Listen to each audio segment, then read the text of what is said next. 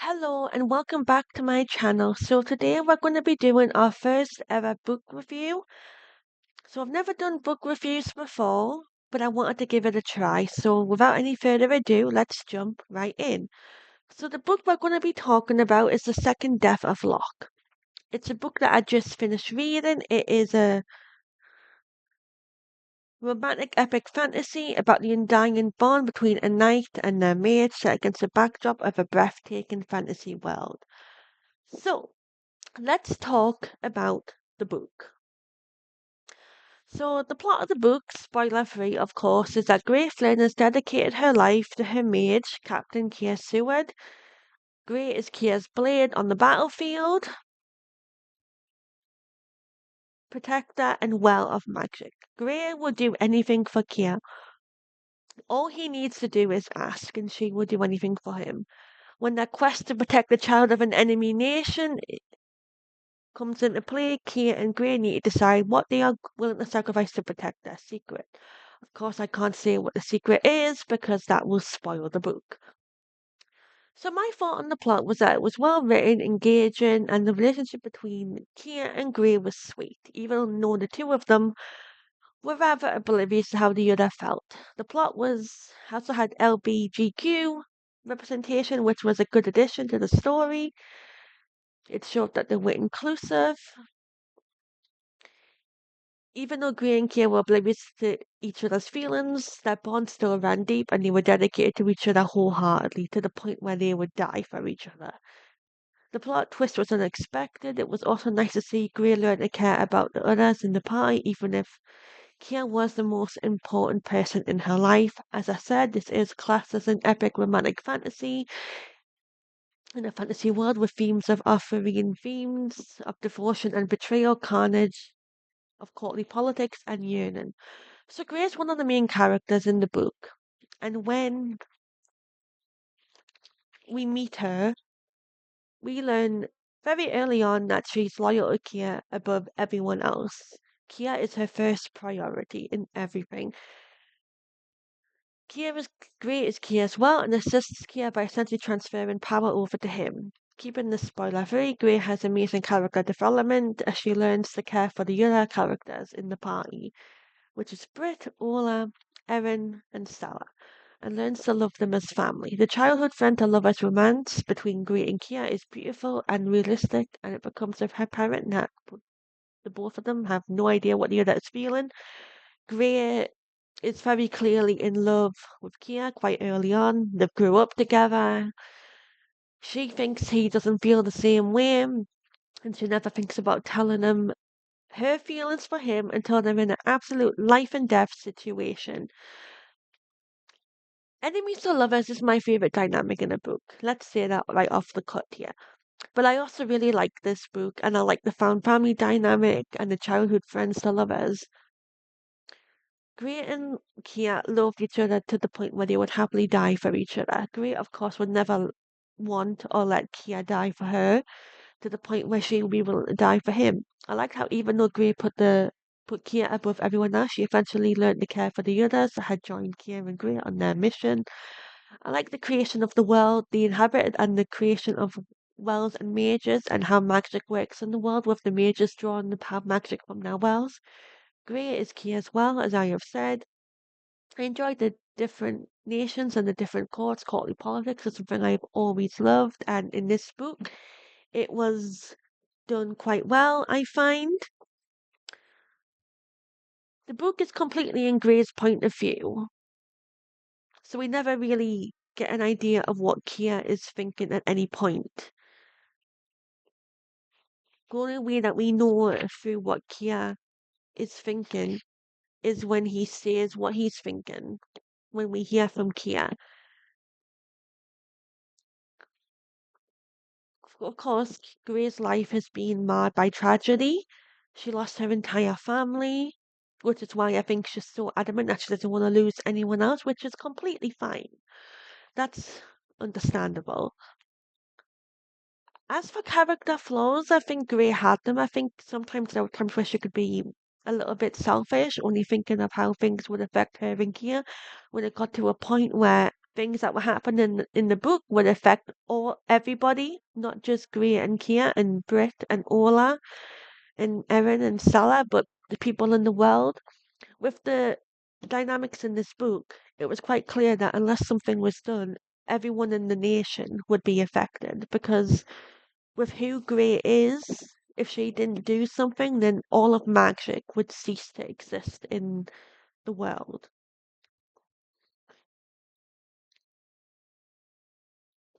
The reviews on the book are quite good. So at the back of the book, we've got some reviews. It says it was impressive and transportative, which I agree, it really was. And this is how you do chemistry. This one will stay with you long after the last page. It did stay with me and it did make me cry. This book, I cried at about 3 times, I think. It's gritty, romantic, and breathlessly fierce. The book has it all Arthurian themes of devotion and betrayal, the carnage of courtly politics and combat, every manner of unadulterated yearning. It does have a chivalric romance that burns bright and bittersweet. Great and Kia were absolutely sweet together. But why, even though the romance was part of the book, it didn't dominate the book. The real plot was what was happening with Great and Kia. And there were even instances where Gray and Kia would get angry with each other. But the only reason they got angry with each other is because they cared for each other so deeply. What else can I say about this book? It wasn't like any book I've ever read. And I've read a lot of books. I think because of what happened in Gray and Kia's life when they were children, it really shaped who they would be as adults. Gray lost her brother in a rather devastating attack on her family home, and without giving any spoilers, it's clear that witnessing that at such a young age was what had driven her to be so protective over the people that she loved. Kia lied for Gray at one point in this book to keep her safe, and Gray was angry at him for that. She was furious, which is totally understandable because there was always a chance that Kia would have been killed once the people that took him found out he wasn't who he was claiming to be. However, that's part of the plot twist in this book, and I cannot spoil that for anyone who is wanting to read this book. And I would definitely recommend that people read this book. It may seem like I'm rambling here, but I'm just trying to talk about as much as I can in regards to the book. So, from what I gathered, the start of the book begins in Makeda. Gray's at the encampment. She's going to see Kia. Another thing about Wells and Majors is that when they're tethered to each other, they can send pulses through the bond, through the tether, and it can determine how the other is feeling. So Gray and Kia are able to see how they're feeling at any time, whether that's scared, anxious, angry, yearning. No, Gray tries not to send off those signals, but sometimes she does, and she doesn't mean to. She thinks Kia doesn't feel the same way because Gray and Kia have both had partners prior to getting with each other, but those partners were just essentially hookups. And as I said, there's LGBTQ included in the book. So Gray has been with women and possibly men, and it's implied that Kia has done the same, even though they don't come outright and say it, because while the LGBTQ representation is there, it's kind of in the background, which I found really good. I liked how it was included and alluded to. I think it was the reader's discretion to decide who was doing what, essentially. The book was captivating and had me hooked from the first page right until the last.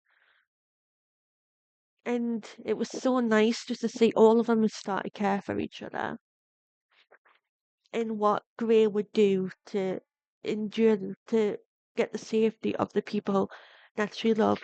It was also interesting how at first Gray absolutely despised Salah because Salah attacked Kia, when they first met her. But in Stella's defense, she had been kidnapped. She was probably feeling very vulnerable at that moment in time and acted on instinct rather than actually actively wanting to hurt someone. That's how I saw it anyway. Gray was understandably angry, and this led Gray to disliking Stella for quite a while, but eventually she warmed up to her, and I feel that they have a big sister, little sister relationship, which was also really nice. I think with Gray losing her family, that the found family dynamic was even more potent because Gray needed that. She might not have thought she needed it, but she clearly did need it. She needed those people around her. And I think it was those people plus Kia's influence that generally thawed through the ice she had, the wall she had built up to protect herself from being hurt again, from having to lose people again. And I just think that's so important for her development. It's a standalone book. As far as I know, there's going to be no follow-on because the story ended on a rather conclusive note, with Gray and Kia and the others choosing to remain if they wish. But I can't say where they would choose to remain because that would spoil the entire book if I did that. I also found it interesting how there was no real enemy. Well, there was an enemy. The enemy was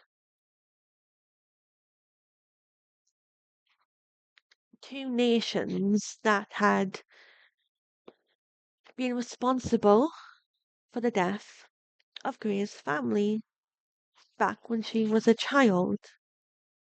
And those nations once again resurfaced when they believed that they had found who they were looking for. But of course,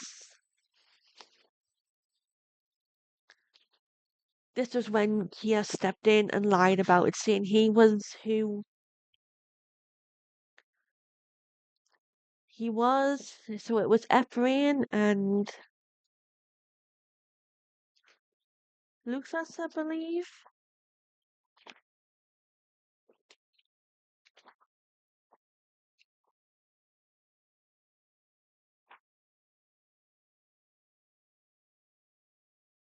Abras and Lufos, yes. I was just looking through the book here while I'm talking.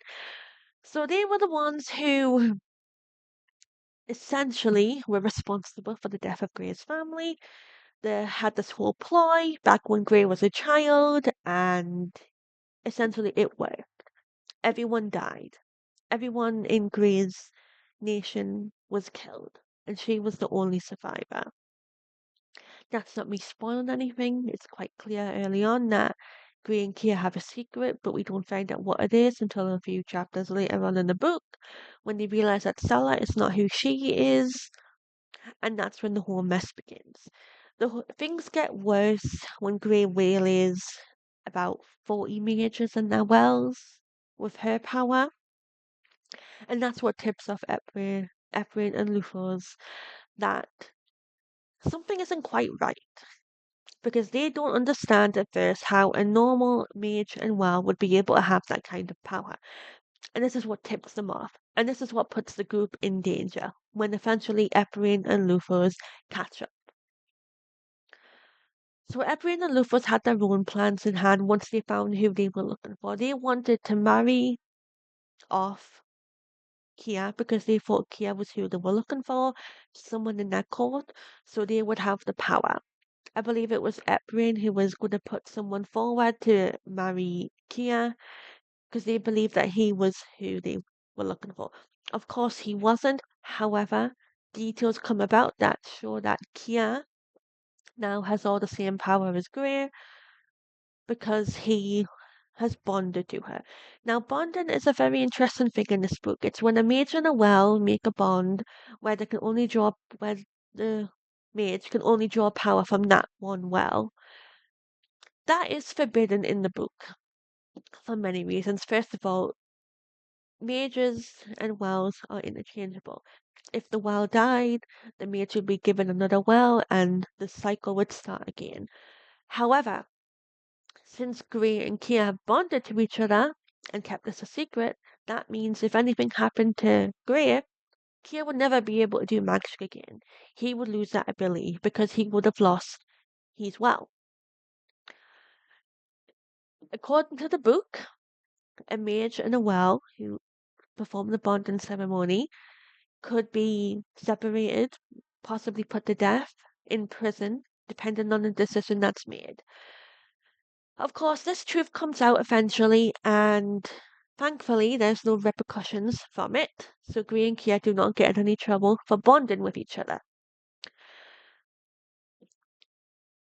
There are parts in the book where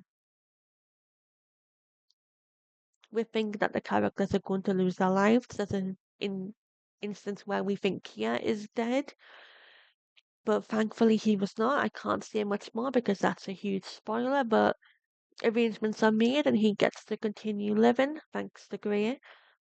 Gray gets very badly injured at one point, and it's at that point where they finally talk about their feelings.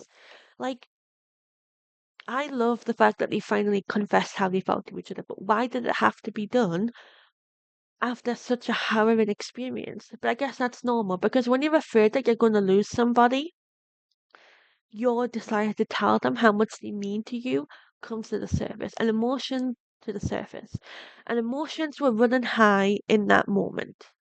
So I totally get why they would have chosen that moment to confess. The author who wrote this book is very good. She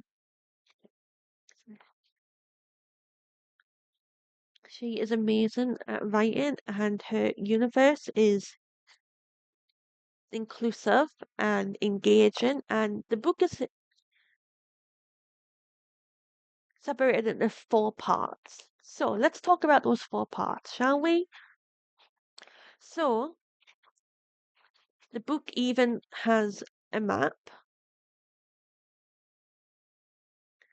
which shows all the different nations. So we've got Nestria, which apparently doesn't get involved in the conflict.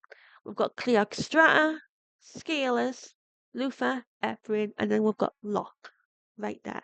So that's the island. That is very important to the plot. So part 1 is the hand and the heart. So this is the first part of the book where we learn about Gray and Kia, the world they inhabit, and the mission that they go on. Gray and Kia, of course, want to have retirement. They want to leave the war, which is understandable. They've given years of their lives to this war.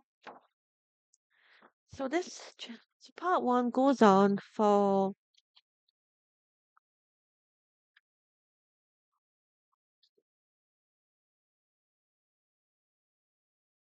quite a few chapters. I'm just having a look myself to determine how many chapters are in part 1.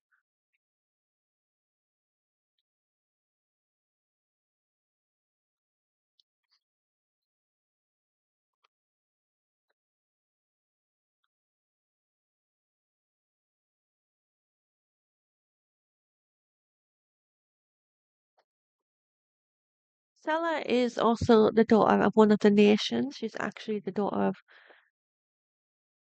Cleostrata, which nobody was expecting. So that's one twist I've revealed there.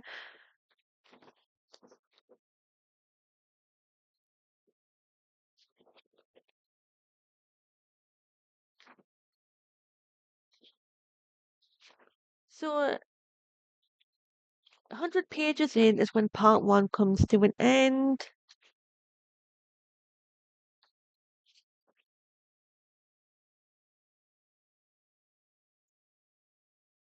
And it's 8 chapters. Part 1 is 4. Part 2 is the blood of the retinue. So this is when Bree and Kia and their party actually set out on their quest to deliver Stella safely. At this point, they still believe that Stella is the lost heir of Locke. But as we learn, she is not, which is what starts to put the spanner in the works. And Every time they talk about Locke in this book, Gray gets kind of jumpy. So it really baffles me that people didn't realize that she was the heir of Locke until it was too late.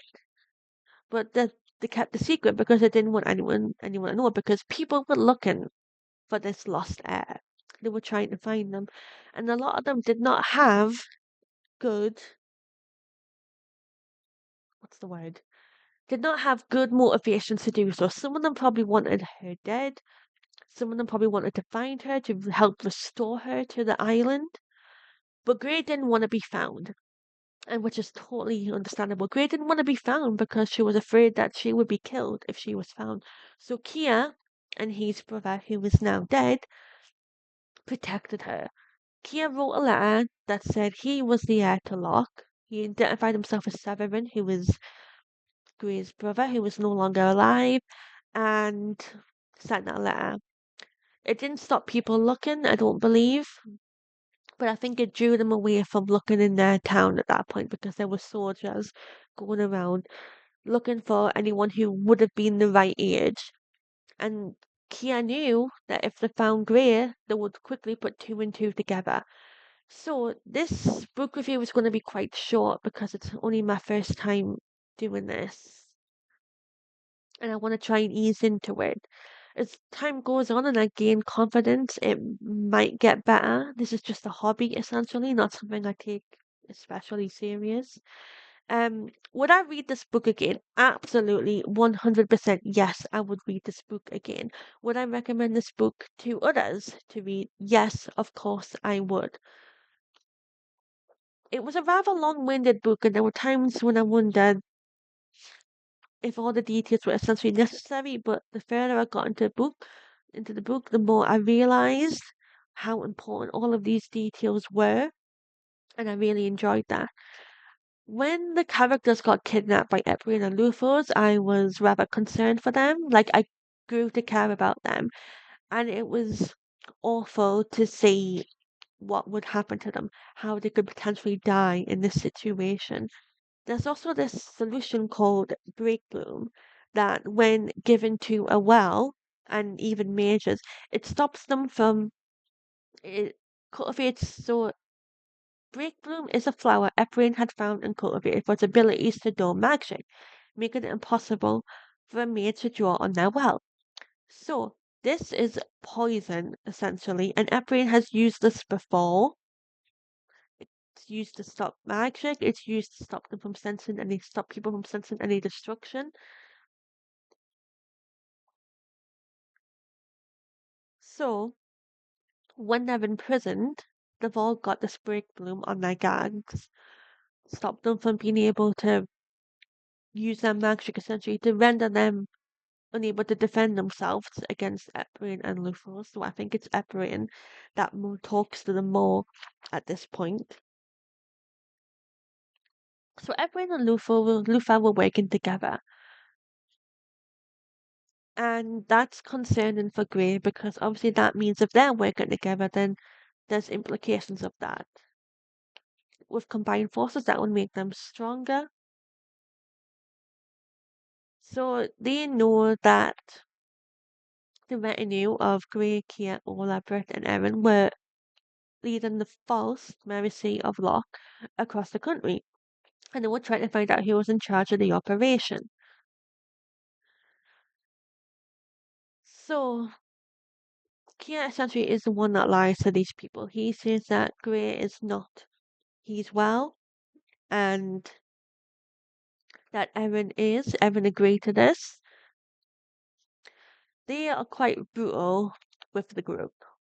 They hurt them quite a bit, especially the hurt Kia. They definitely broke his collarbone.